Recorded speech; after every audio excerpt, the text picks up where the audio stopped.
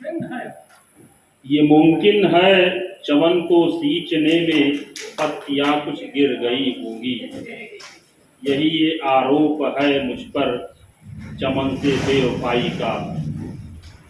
ये मुमकिन है चमन को सींचने में पत्तियां कुछ गिर गई होंगी, यही आरोप है मुझ पर चमन से बेवफाई का। रौंद डाला है जिसने हर कली फूल डाली को, वो दावा करते हैं चमन की रहनुमाई का, वो दावा करते हैं चमन की रहनुमाई का। मित्रों, आज 19 सितंबर है। 19 सितंबर को हमारे आरक्षण के विरोध में आरक्षण के अग्रदूत राजीव गोस्वामी जी का इन्होंने अपने आप को आग के हवाले कर लिया था।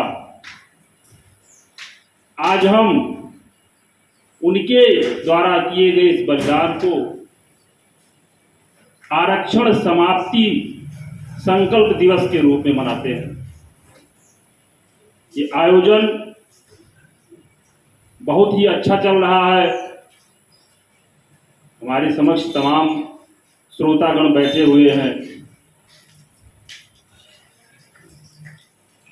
आइए हम अपने श्रोताओं से जानना चाहते हैं कि क्या राजीव गोस्वामी जी को आप लोग जानते हैं? तमाम सारे श्रोता हमारे कह रहे हैं कि हम नहीं जानते। नहीं जानते हैं तो गलती किसकी है? हमारी, आपकी, हम सब की, या इस समाज की, इस सोते हुए समाज की? आप सभी को बताना चाहते हैं कि 19 सितंबर को इन्होंने अपने आप को आग के हवाले किया था। कारण था कि तत्कालीन बीपी सिंह सरकार, जो कि केंद्र में सत्तासीन थी, 7 अगस्त 1990 को मंडल कमीशन को लागू करने का घोषणा बीपी सिंह ने संसद में किया। मंडल कमीशन के बारे में आपको बताते चलें, बीपी मंडल नामक एक व्यक्ति के अध्यक्षता में एक आयोग गठित किया गया था, जिनको यह कहने का, सर्वे करने का मौका दिया गया था कि समाज में कितने लोग अभी मुख्य धारा से नहीं जुड़ पाए हैं और उनको जोड़ने के लिए क्या कार्य किया जाए। शायद बीपी मंडल की जो भी मंशा रही हो, लेकिन आज के परिदृश्य में बिल्कुल स्पष्ट है कि उन्होंने समाज का सर्वे न करके एक वर्ग विशेष का सर्वे किया और अपने जो रिपोर्ट प्रस्तुत की उसमें उन्होंने यह दिखाया कि पिछड़े वर्ग के लोग मुख्य धारा से वंचित हैं और इनको आगे लाने के लिए आरक्षण जैसी व्यवस्था की जरूरत है। कह सकते हैं कि तत्कालीन बीपी सिंह सरकार व बीपी मंडल का आपस में मिला जुला साठगांठ रहा होगा,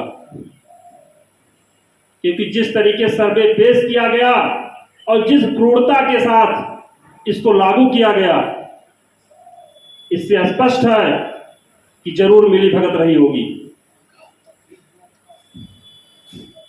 मंडल आयोग के सिफारिशों का जब उस समय के शिक्षित युवाओं द्वारा विरोध किया गया तो सरकार के द्वारा, प्रशासन के द्वारा लोगों पर कहर बरपाया गया और कहर इस तरह बरपाया गया कि कॉलेजों में, घरों में, छात्रावासों में घुस घुस कर लाठियां भाजी गई, कपड़े फाड़े किए, छात्राओं के साथ अभद्रता की गई और क्रूरता के साथ उसका दमन का प्रयास किया गया। लेकिन आपको बताते चलें इतना सब करने के बावजूद भी हमारा युवा चुप नहीं बैठा। दिल्ली विश्वविद्यालय के तमाम छात्र और उस समय पूरे भारत से, दिल्ली विश्वविद्यालय से, जेएनयू से, इलाहाबाद विश्वविद्यालय से, वाराणसी विश्वविद्यालय से, ऐसे तमाम विश्वविद्यालय से कुल मिला के 22 यूनिवर्सिटी और कॉलेज के छात्रों ने इस आंदोलन में हिस्सा लिया। उसी में से एक कॉलेज था देशबंधु कॉलेज। देशबंधु कॉलेज के उस समय अध्ययनरत छात्र राजीव गोस्वामी ने बढ़ चढ़ के हिस्सा लिया। स्थितियां यहां तक पहुंच गई कि 19 सितंबर 90 को वो अपने आप को रोक न पाए और उन्होंने अपने आप को आग के हवाले कर दिया। 50% जल चुके व्यक्ति में भी वो संकल्प तटस्थ था कि हम इस मंडल आयोग को स्वीकार नहीं करेंगे। आपको बताते चलें कि ऐसे तमाम युवा छात्र और छात्राओं ने आत्मदाह किया। लगभग आंकड़े बताते हैं कि 200 बच्चों ने आत्मदाह किया, 60 की मौत हो गई जो ऑन रिकॉर्ड है। संभवतः और भी तमाम लोग मरे होंगे। तमाम लोग पुलिस की लाठियों से मर गए। जो आंसू गोले छोड़े गए वो भी एक्सपायरी डेट के थे। इस तरह की क्रूरता और निष्ठुरता सरकार ने की। कारण क्या था? सिर्फ पिछड़े वर्ग का हिमायती बनकर के सत्ता में बने रहना। बीपी सिंह सरकार की एक बहुत बड़ी चाल थी। उनका यह मानना था कि बिहार से लगभग 54 सीटें लोकसभा की आती थी और 85 सीटें उत्तर प्रदेश से आती थी। कुल मिलाकर 139 सीट उनको सत्ता दिलाने के लिए सक्षम थी। इसलिए उन्होंने पिछड़ा वर्ग आयोग, मंडल आयोग को लागू किया और पिछड़ों को लाभ पहुंचाने का प्रयास किया। जब यह व्यवस्था बनाई गई थी आरक्षण की, तब तो सही लगता था कि ठीक है, कुछ लोग हमारे बीच से पिछड़े हुए हैं, वो भी आगे आ जाएं। लेकिन सम्मुख बैठे हुए आप तमाम श्रोताओं से मेरा यह प्रश्न है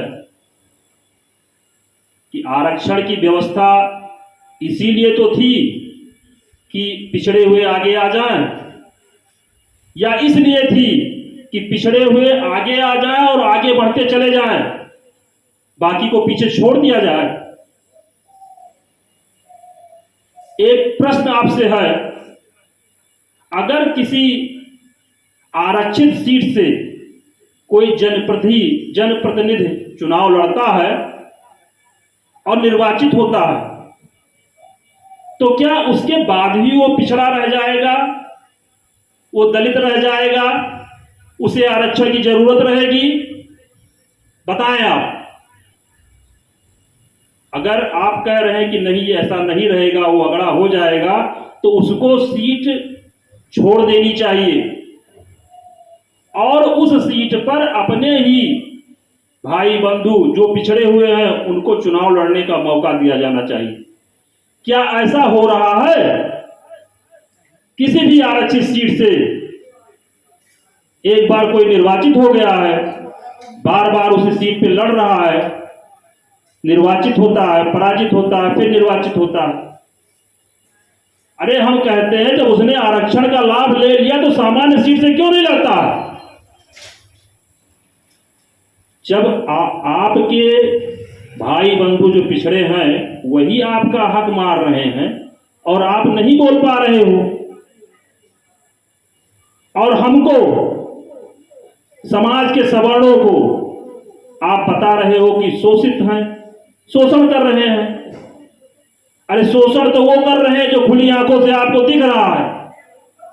आपने कभी प्रयास किया, कभी सरकार से मांग की कि उन्हें सीट छोड़ देनी चाहिए? यही चीजें सरकारी संस्थान, सरकारी नौकरियों में लागू कर लिया जाए। जब आपके ही बीच का आपका कोई भाई आरक्षण लेकर के और संपन्न हो गया है, तो वो क्यों नहीं छोड़ रहा है अपना आरक्षण, और क्यों अपने छोटे भाइयों को क्यों नहीं दे रहा है? आपने कभी मांग किया? कमियां आप में है, आप मांग नहीं करते हैं। और मैं तो खुद और सवर्ण समाज आरक्षण का विरोधी हूं। जो अलख राजीव गोस्वामी जी ने जगाई है उसको हम आगे बढ़ाएंगे, उनके संकल्प को पूरा करेंगे। ये हमने ठाना है, ये हम लोगों का संकल्प है, हमारी पार्टी का संकल्प है। और मुझे तो दुख होता है कि 30-32 साल गुजर गए हैं। एक प्रश्न पे आप सभी श्रोताओं ने कहा कि हम नहीं जानते राजीव गोस्वामी जी को। इसमें बहुत सारे ऐसे लोग बैठे होंगे कि जो उस दौर में अध्ययनरत छात्र रहे होंगे जब राजीव गोस्वामी ने आत्मदाह किया था, उन 200 बच्चों ने आत्मदाह किया था, और आप कैसे भूल गए? आपका प्रश्न, आपका जवाब यह कि मैं नहीं जानता हूं, दिल को कचोट रहा है मेरे। आप सबकी जिम्मेदारी है, इसमें आगे आवे। आरक्षण एक अभिशाप है। आपकी स्थिति वो हो गई है कि अगर दौड़ कराया जाए तो जो दौड़ की शुरुआत की सीमा होती है, आरक्षित वर्ग का व्यक्ति उस सीमा पे खड़ा होगा, और आप जितनी दौड़ की सीमा है उसके आधे से भी अधिक दूरी पे आप खड़े किए जाएंगे। हाँ, मैं ये कहना चाहता हूं कि जो 49.5% जो आरक्षण की सीमा है, अगर आपको 1 किलोमीटर की दौड़ करनी है, समझाना चाह रहा हूं, 1000 मीटर की दौड़ करनी है, तो आरक्षित वर्ग का व्यक्ति आपसे 500 मीटर आगे खड़ा किया जाएगा। आप सीमा पे खड़े होंगे जो निर्धारित लाइन है, और वह व्यक्ति 500 मीटर आगे खड़ा होगा, और तब विसल बजेगी कि अब दौड़ पूरी कीजिए।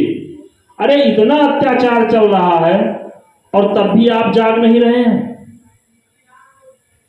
कल्पना कीजिए कि ऐसी दौड़ में आप कब पहुंच पाएंगे। 1000 मीटर की दौड़ में एक व्यक्ति, एक वर्ग विशेष का व्यक्ति 500 मीटर आगे खड़ा है, आप 1000 मीटर पीछे खड़े हैं, दौड़ में आगे आ सकते हैं? दूसरी चीज, समाज में इतना जहर घुला हुआ है। हम नहीं कहते हैं कि सभी को, वंचितों को मुख्य धारा से जोड़ा जाए सबको, लेकिन उसके लिए उसको सुविधाएं मुहैया कराई जाएं, ना कि अवसर दे दिए जाएं। एक व्यक्ति को पिछाड़ करके आप दूसरे को अवसर दे दें, सुविधा दीजिए। पढ़ने वाला एक छात्र है, मुफ्त में शिक्षा दीजिए उसको, लेकिन कंपटीशन में नहीं। कंपटीशन में वो हमारे बराबर होगा, हम सब बराबर होंगे। इस तरह की व्यवस्था किया जाए।